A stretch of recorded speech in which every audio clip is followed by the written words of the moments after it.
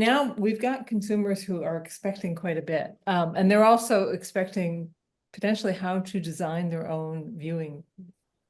So what happens when you need to create different interactive or experiences? What are some of the features that have really kind of worked for you, or things that you like seeing in others? Since Esther's nodding her head, Esther, why don't you handle this first? That's a great question. I do think that when it comes to today's viewers and consumers, they are expecting control and choice to a degree. And I think we look at offering these variables that allow people to create their own personal viewing routines. So an example of that, I think, is like our live guide on YouTube TV.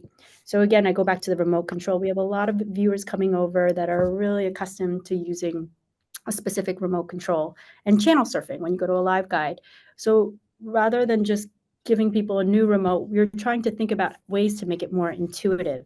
And one of that was the ability to really easily place the channels that you want up front. You could customize your channels. Another thing is being able to just show relevant data for relevant information for a program, so that you could easily decide on what to watch, or surfacing up really clear curated recommendations based on what time you're watching or what the context is, so that you never miss a moment. And so these are ways we're trying to sort of reinvent how you could get into live TV without just going back to potentially past patterns, but really honing in on viewer pain points. Okay. James, we also talked about this beforehand. Yeah, so I think, Esther, you bring up a really good point, and we see the same thing here at Magellan TV, is that another thing that's changed is personalization. A couple of years ago meant AI, just meant a recommendation engine.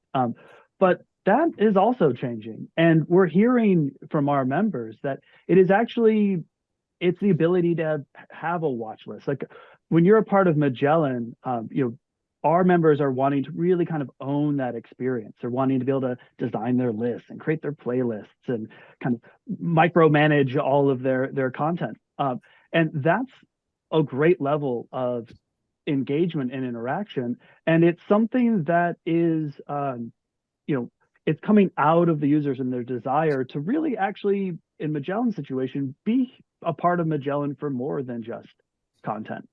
And that's what you need to be doing with your services, is trying to position them to be actually not about only content.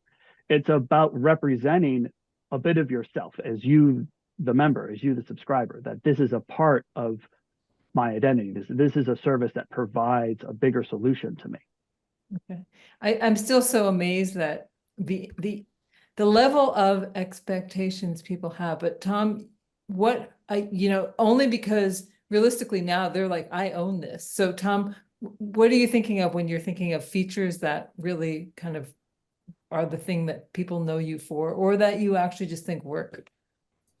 Just piggybacking off of what James said, just that notion of being able to control and curate the experience as they see fit.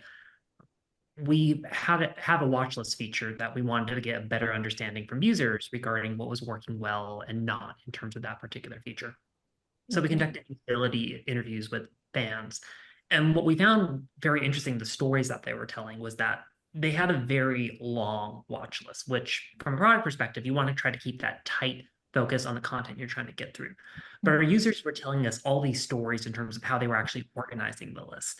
There was one user who had talked to us about how, he had subdivided the list in his mind in terms like, oh, these first 5 items have to do things I'm actively watching now. And then these other items are kind of what I do on my free time. I've organized things by Sunday, Monday, Tuesday, Wednesday. Oh, by the time I get to this point in the list, these are all my rewatches. And it was interesting just to see these mental gymnastics our fans were just jumping through in terms of being able to try to craft the experience that they wanted, but what wasn't quite getting from our particular feature set. As a result, we decided to build another type of list, a custom list, which we branded to be Crunchy lists, which allows users and fans to be able to create custom lists that they can subdivide, organize, rank, sort to their heart's content, so that they can have their watch list really be focused on that. What am I watching now and want to get through?